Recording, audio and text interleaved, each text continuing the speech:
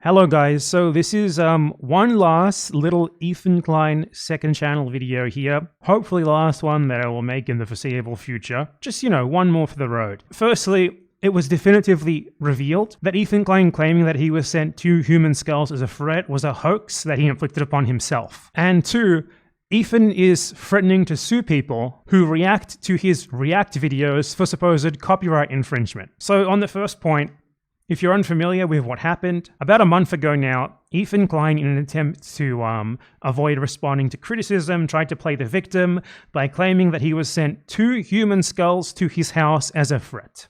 Talked about publicly, but around the same time, we received 2 human skulls in the mail at our home, which led us to having a very pleasant interview with the FBI. He also expanded upon this in a podcast episode, in which he claimed that he thought that the skulls were computer equipment for the crew, so he brought it into the office when they then opened the box only to find shock and horror that it was skulls. If I was lying about it, I could just say anything I want. I mean, if I was lying, I'd just say like,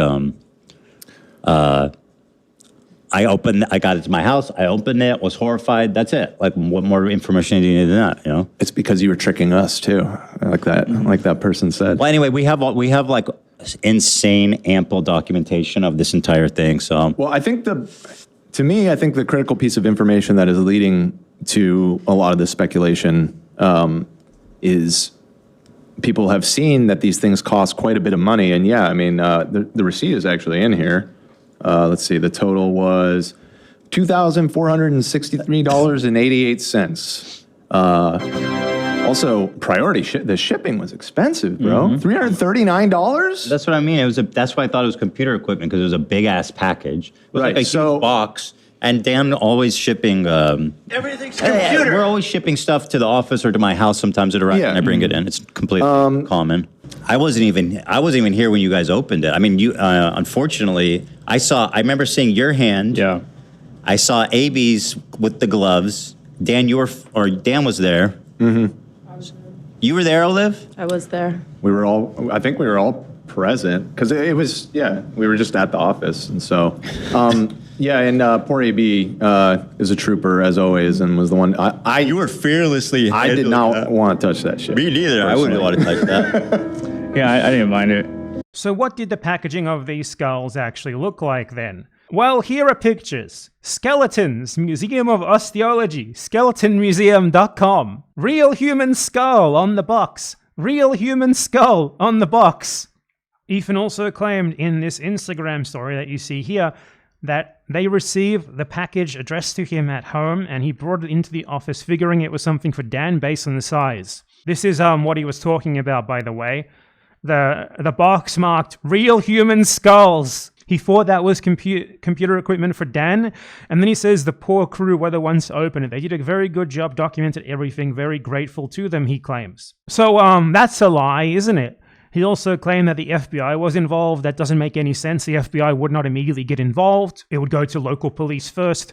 The LAPD specifically actually has an influencer department for people who stalk influencers and do stuff like this to influencers. So they're completely equipped to handle this. It wouldn't go straight to the FBI. That's total bullshit. And the fact that they removed the skulls from the box to handle them and take pictures of them and stuff, rather than just immediately calling the police, if this were a threat, that is, the second they get 2 boxes marked real human skulls from the Skeleton Museum, very clearly, the FBI or the police, if they wanted pictures for evidence, they would take the pictures themselves, okay? They wouldn't get Ethan Klein to get his poor little dog, ABR, to handle them and take the pictures. When we were recording it, it was for the FBI in case they needed, anything else. Yeah, it was for evidence. No, what these pictures were for was returning these skulls to get a refund, because Ethan bought them himself. And that is why you can actually see that before people figured this out, they have since been taken down. Skulls Unlimited, once the skulls were returned, put them back up for sale. You can see here, one of the skulls, same serial number, real human skull, partial, serial number 30670. The other skull, serial number 30589, was tracked down immediately at the time because Ethan posted pictures that showed the tag with the serial number on it, and this was the picture of the listing at the time. It's since been taken down since Skulls Unlimited clearly got a bunch of people sending them messages about it. And you can also clearly see here that the picture of the skull was taken in the Klein house. You can see they have this table in the background there, very distinctive. Here's another picture of the table, more isolated. And here you can clearly see the picture of the box that the skulls came in is on that table. So the skulls got sent to their house first. They were clearly marked human skulls, and Ethan's explanation for them being a threat, supposedly, and being shocked at this supposed threat was that he brought them into the studio and no one had any idea what they were. No one had any idea what the boxes marked Skull Museum, Skeleton Museum, marked Real Human Skull very clearly. No one knew what they were. They thought they were computer equipment. They opened them and they were shocked. So what actually happened here is very simple. At this time, H3H3 was doing a collaboration with an artist who does a lot of imagery with skulls. You can see here one of these designs that this artist did for Teddy Fresh. And you can see here Ethan Klein wearing this t-shirt on the podcast in order to promote it. This other designer who works for Teddy Fresh, Alex Pardee, who just so happens to follow on Instagram the Skeleton Museum account, you know, the place from which they ordered these skulls. And Alex, by the way, also commonly features skulls in his own artwork. So Alex likely suggested to them to get some real human skulls in to enhance their promo of this other artist who is known for his skull-themed work on the podcast. The skulls did not arrive in time, and the crew took the photos for the purposes of sending them back and getting a refund from Skeleton Museum / Skulls Unlimited. Skulls Unlimited being the business half of Skeleton Museum. Well, Skeleton Museum is a subsidiary where they exhibit their stock before it's sold. So quite simply, it's so obvious that he sent himself the skulls. It's so fucking obvious. So quite simply, Ethan has been caught in a terrible web of lies here. Nothing about his explanation of this adds up at all. Obviously, the FBI does not want you to handle evidence and take photos of it. The FBI does not want you to open boxes clearly marked human skull. They would probably rather receive that evidence themselves. And they certainly wouldn't allow you to just return the supposed skulls that were sent to you as a threat within a month. And the idea that he and the crew thought this was computer equipment when it was clearly marked real human skulls, like, the crew have to be in on it. The crew were either in on it or, like, Ethan removed the labels and put it in another box before bringing it into the studio in order to fool them, in order to even, like, gaslight his own crew into thinking that he was being threatened by people sending him skulls. It's kind of crazy, really, when you think about it. Both of those options are terrible. One of them reflects horribly on Ethan, the other one reflects horribly on the crew, because it would mean that they are incredibly willing to just lie for him knowingly. Anyone who's ever dealt with the cops or anything, they will know that when you have evidence in your possession, they send like a professional police or FBI photographer or whatever to take the pictures and the video themselves. They will also take the evidence themselves. What else is there to say to this? You've seen the box. You've seen how much this contradicts their narrative. You've seen how none of this adds up. So yeah. Pretty brutal scars. Nothing that a heavy night of fucking won't incur, you know what I mean? Yeah. Anyway, ignoring the camel fucking that fat, juicy, juvenile vagina. Nigga wants to fuck that shit, boy. Yeah. Anyway, so Ethan Klein's other big reveal is that he is suing 3 creators for copyright infringement. And he's talked about this today in a video that he released. Basically said that. I'm not going to watch this. I'm just going to summarize it for you because who the fuck wants to watch this anyway? He is suing Denims, Frogan, and Caseytron. And he posted unredacted documents from his attempts to sue them. That includes their real names, which he obtained illicitly.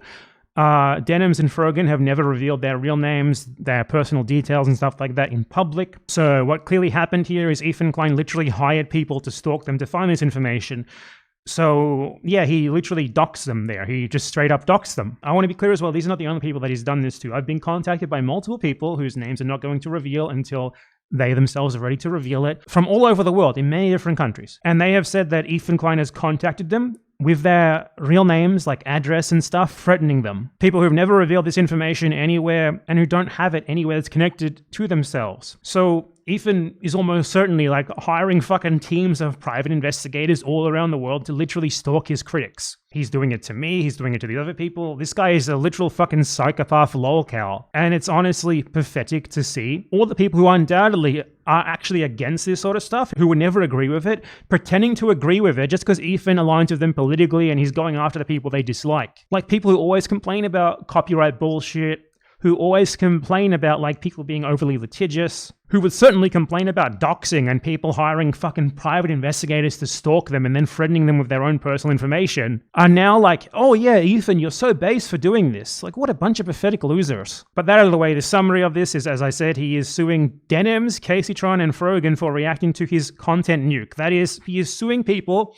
for reacting to a reaction video. This is a YouTuber whose claim to fame is winning a lawsuit defending his right to make reaction videos. He's never made a single piece of original content. All of his content depends on reaction. His podcast is just him lazily reacting to other stuff. It's ridiculous that he, of all people, would file lawsuits like this. Regardless of that, though, there are some wrenches. Above all, for one, he claims in this video that he registered his content nuke with the Library of Congress and copyright and stuff beforehand because he was planning to sue people for reacting to it. So that's just him openly admitting from the very beginning that he's not actually interested in enforcing his copyright here and protecting his copyright. He's just doing this out of spite. He's just doing this because he wants to fuck people over.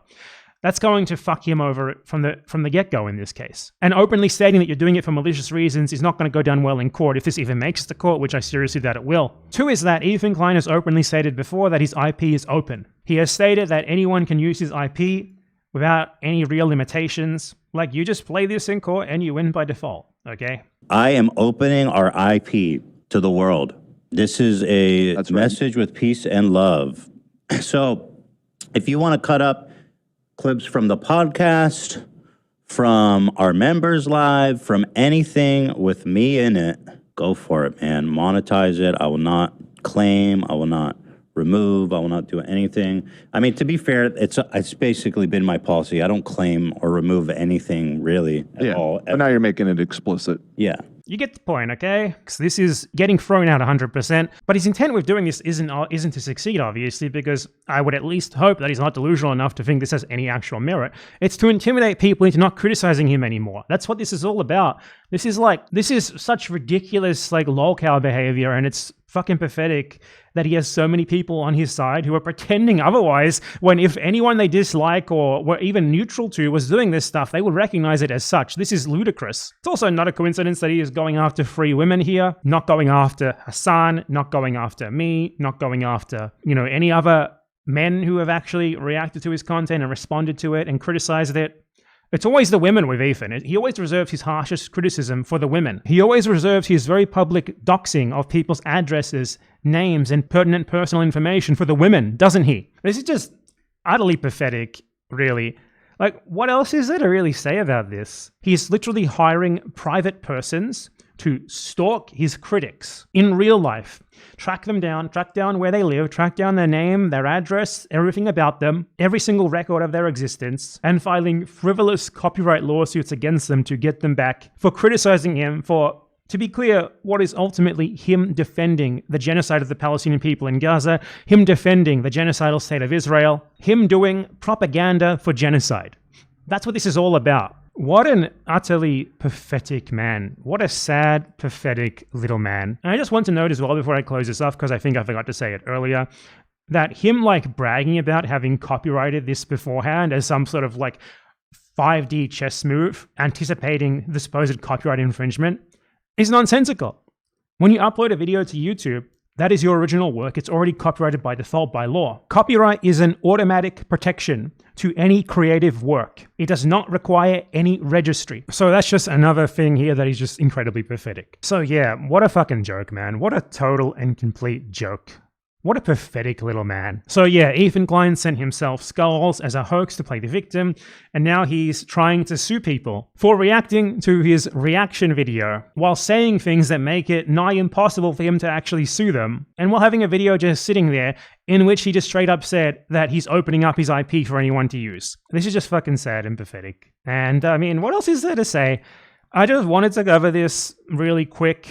And I really don't want to cover any Ethan Klein shit anymore. I don't like doing this, it's boring. I just wanted to cover this really quickly because the events of today made it very difficult not to. You know, I had those images of the skulls beforehand. I'm not going to tell you how I got them. Let's just say I have friends everywhere. But someone leaked them, which ruined my whole master plan of me being the one who would leak them in a longer video where, like, one of the main things would be revealing that the skull thing was a hoax, and it kind of got preempted here. So, yeah, I'm hoping that from this point onwards, I will not be making any more Ethan Klein videos for the foreseeable future. There's no value in responding to him. He's just really stupid and pathetic. And with him doing something like this, even his allies should be acknowledging how stupid and pathetic this is at this point. This is utter loser behavior. This is the sort of thing that, done by literally anyone else, everyone would recognize it for precisely what it was. All of his supporters who are pretending to be like, oh man, this is so base, great job.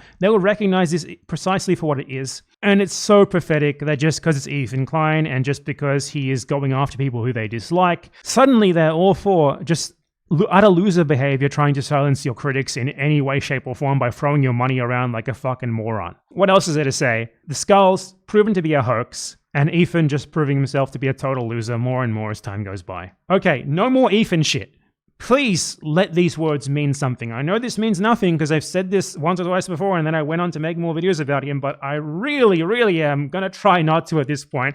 I don't care if I make less money. I don't care if I get less views. He's so dumb. It's so boring. He doesn't say anything that is at all coherent enough to be worth responding to. I've already responded to him a million times before. He just keeps repeating himself ad nauseum with the dumbest Zionist talking points imaginable. There's no value there.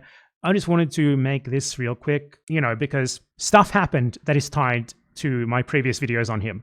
Anyway, I will say though, if this actually goes anywhere, I will certainly be fundraising to help these people to destroy Ethan Klein in his pathetic little frivolous lawsuit in court. So that will hopefully be the only time I mention Ethan again on this channel, or hopefully not even, because hopefully it doesn't even have to go that far, but you know, we'll see. Anyway, yeah, the skulls were a hoax and Ethan Klein's a fucking loser.